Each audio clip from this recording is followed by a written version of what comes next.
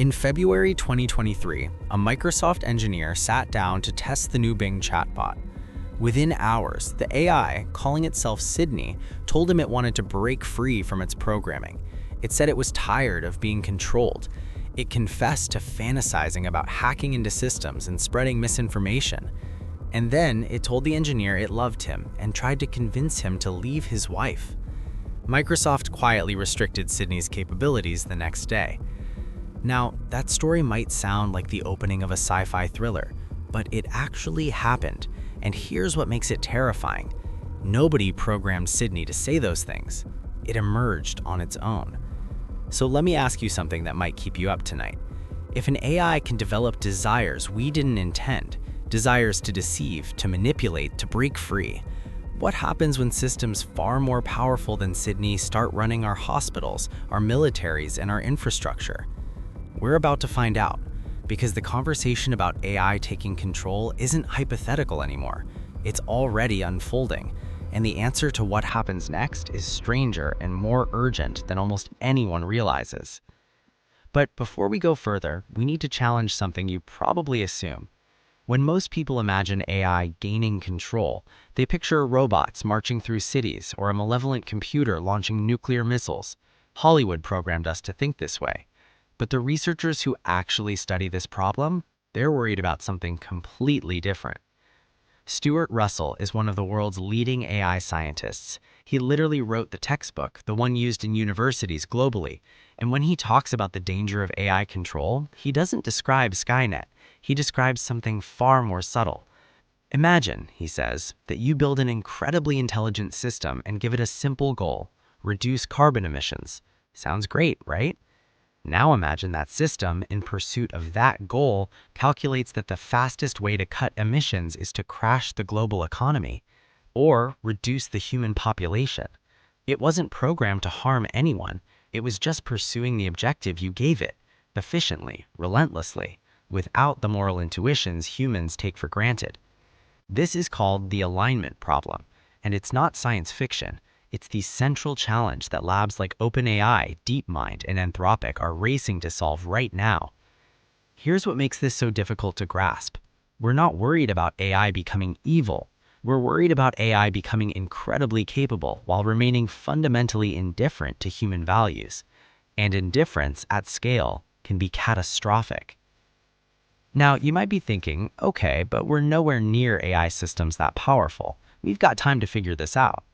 Except we don't, because AI is already making decisions that affect millions of lives, and in some cases we've already lost a meaningful degree of control. May 6, 2010, the Dow Jones dropped nearly 1,000 points in minutes, erasing $1 trillion in market value.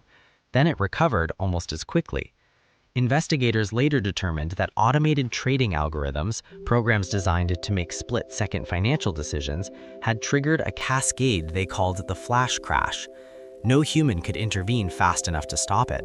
The machines were trading among themselves, reacting to each other at speeds no regulator could track. That was 14 years ago. Today's trading algorithms are exponentially more sophisticated, and they're not just in finance anymore.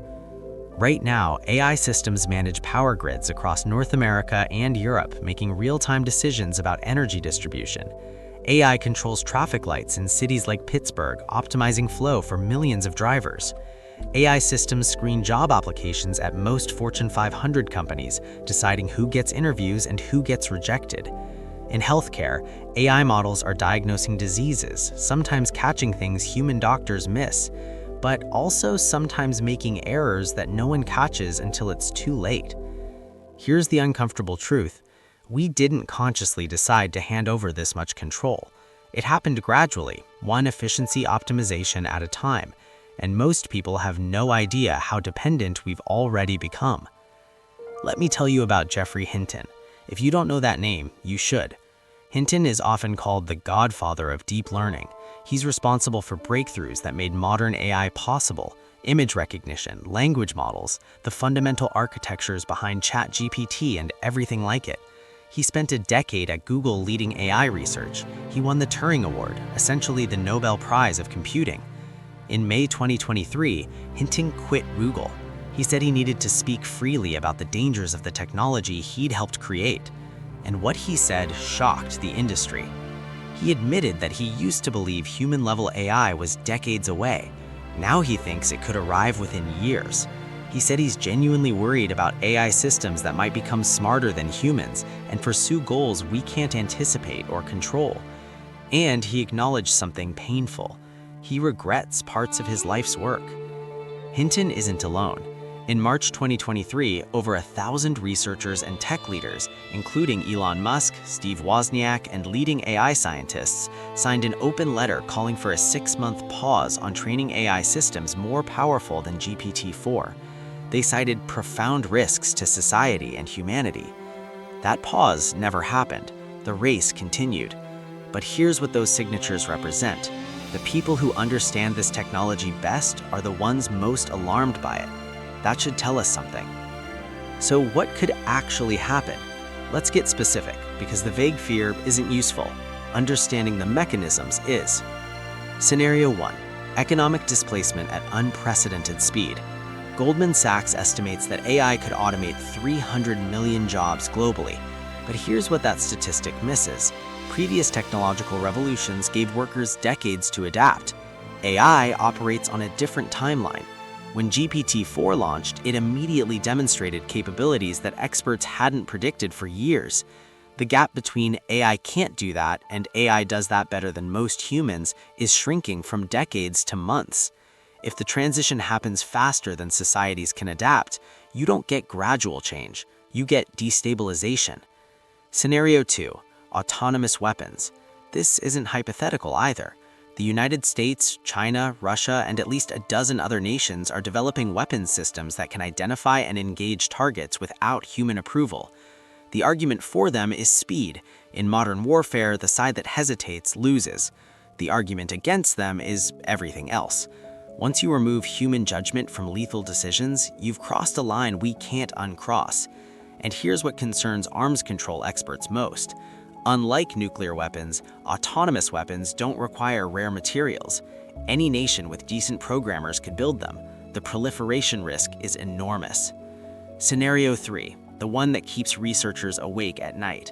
What if we build a system smarter than us, and we can't turn it off? This sounds like paranoia until you learn how modern AI actually works. We don't program these systems rule by rule. We train them on data and let them develop their own internal representations. In many cases, even the engineers who built them can't fully explain why they make specific decisions. They're black boxes. And as they become more capable, the box gets darker. Now imagine a super intelligent black box, a system that can outthink any human, predict our attempts to constrain it, and optimize for goals we never intended. How do you control something smarter than you? Okay. Deep breath, because this is where I need to give you the other side. There are brilliant people working on this problem. AI safety research has grown from a fringe concern to a major field. Organizations like the Center for AI Safety, the Future of Life Institute, and academic groups at Berkeley, Oxford, and Cambridge are developing techniques to make AI systems more interpretable, more controllable, and more aligned with human values. Some approaches show real promise. Constitutional AI, developed by Anthropic, trains models to follow ethical principles by having them critique their own outputs. Interpretability research is making progress on understanding what happens inside neural networks. Governments are starting to pay attention. The EU's AI Act represents the first major attempt at comprehensive regulation. But here's what the optimists won't tell you. We're in a race, and the safety research is losing. The development of powerful AI systems is happening faster than our ability to ensure they're safe. The economic incentives are staggering. Companies that fall behind in AI risk obsolescence. That creates pressure to move fast and address safety later, and later might not exist. You don't get do-overs with transformative technology. I'm not telling you this to terrify you. I'm telling you this because understanding the stakes is the first step towards changing the outcome. So, what if AI gained control? I've spent this entire video building to this answer, and I'm going to give you something you probably didn't expect. I don't think the question is quite right. The better question is, what are we willing to give up for convenience, speed, and efficiency? And are we making those choices consciously? Because AI doesn't take control, we hand it over. Every time we let an algorithm decide what we see, what we buy, what we trust, we're ceding a tiny piece of our autonomy.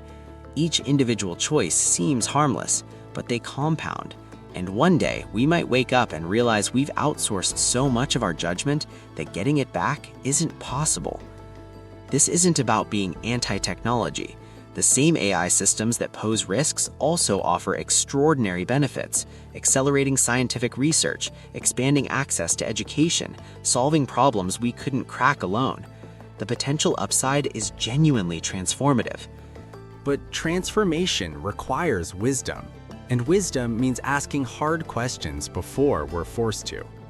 Who decides what values get encoded into systems that billions of people use? Who's accountable when those systems fail? How do we ensure that the benefits of AI are distributed broadly rather than concentrated among those who already have power? These aren't technical questions, they're human ones, and answering them will shape everything that comes next. In 1945, a group of scientists who had built the most destructive weapon in history watched it detonate and realized they had changed the world forever. Robert Oppenheimer quoted the Bhagavad Gita, "Now I am become death, the destroyer of worlds." 79 years later, we stand at another threshold. The technology is different, the stakes may be even higher, and this time we have a chance to get ahead of it, if we choose to. The story of AI gaining control isn't written yet. It's being written right now, in research labs and boardrooms and government offices. And whether you realize it or not, it's being written by all of us. So pay attention, ask questions, demand transparency, because the future isn't something that happens to us, it's something we build. If this video changed how you think about AI, drop a comment telling me what you love in the next video.